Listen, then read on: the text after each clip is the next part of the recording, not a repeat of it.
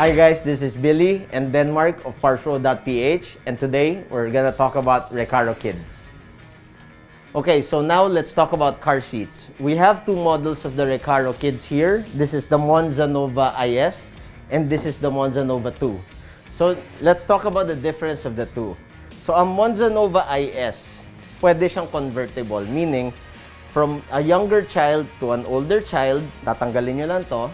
And also, when you install it to your car, it has the ISOFIX bracket.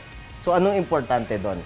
Once you install this to the car, kakabit siya sa ISOFIX ng kotse, and it is very secure already. Okay? So now, bakit siya merong ganito for younger kids? Pag nilagay mo kasi siya dito, it helps secure the kid inside the seat.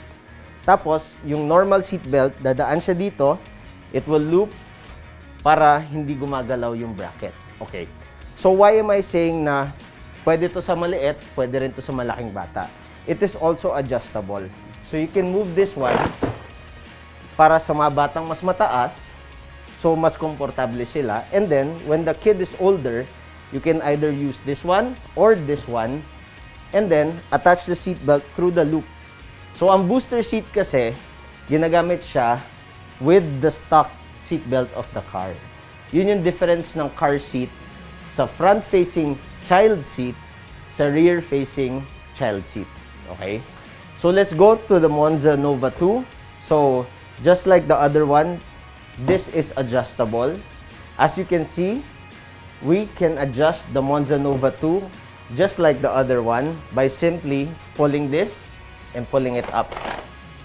So, ito yung maganda dito sa model na to because you can use it for different ages. Now, I know you've experienced car seats na ibang brands. Me personally, I've used the different brands already for my kids. Ang mahirap sa kanya, it's bulky. This one, it's not as bulky as the normal child seats. It's easy to carry and it's easy to install. Yun yung diferensya niya. Since this is made by Recaro, safety is their top priority. So, if you look at the side, meron siyang advanced side protection. So, bakit siya meron ganito? When you put it in the car, nakalagay ito lagi sa likod. You cannot put a child seat in front. Bakit? Kasi, okay, nakakabit yung seatbelt niya, pero pag pumutok yung airbag, the front airbag, tatamaan yung bata, and it could be fatal. So, always, ang car seat sa likod, and then this side impact, siya yung nakasandal sa door ng car. So, kahit magkaroon ka ng collision sa side, this will absorb the collision and mapoproteksyonan yung bata. As an added feature, we'll talk about the headrest. So, sa headrest ng mga Recaro Kids na car seat, it has a pump. So, para saan yung pump niya? It will pump air here para maging komportable yung hihigaan and sasandalan ng ulo ng bata. Also, with the Recaro Kids seat, it has built-in speakers on the side of the headrest, connected with a wire to any Android, Apple, any music player para masarap yung tulog ng bata habang nakaupo sa seat, or mas maganda yung biyahe nyo, di ba? Kasi may sarili siyang music or napapakinggan niya yung inahawakan niya or nilalaro niya sa Android, sa iPad, sa tablet or phone para mas komportable yung ride nyo, especially in long journeys.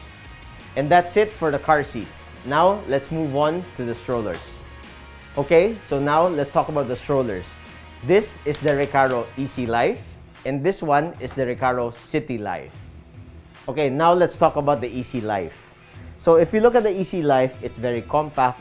Perfect siya if you're going to the beach, if you're going to the mall, di ba? Mamamasyal kayo. With the EasyLife, it's easy to pack in your car. So, single hand na fold, and then, it's very compact and light. You put it in your trunk. Sali pala ako dito. Okay, so coming from your trunk, you just simply open it. Diba? So, that's how easy it is to use the EasyLife. So, with the seat, you can recline.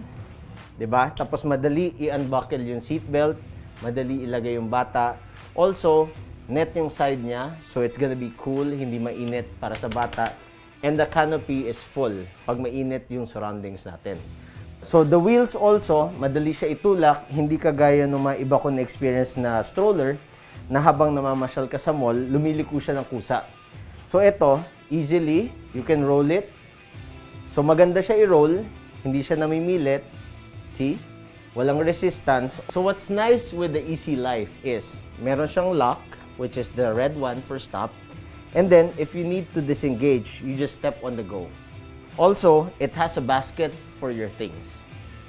So now let's talk about Recaro CityLife. So the difference between the EasyLife and the CityLife, ang CityLife is fully reclinable.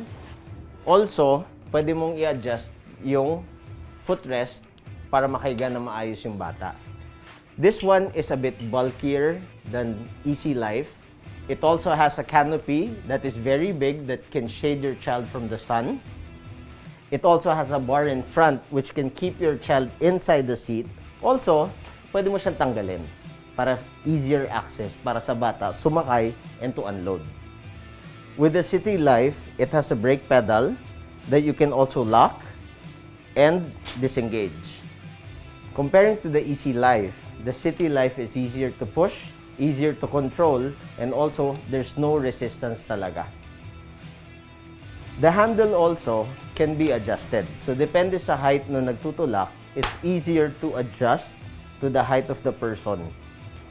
And you can fold it with just one hand. And it's easy to put in a car. To open, you simply release the hook, pull the bar up, and then it's done. And that's it for the Recaro Kids edition of PartsPro.ph. Of course, they are for sale and you can get them by going to our website, PartsPro.ph, and also on our social media accounts, our Facebook page, YouTube, and on Instagram. Once again, guys, This is Billy. this is Denmark, and thank you for watching PartsPro.ph.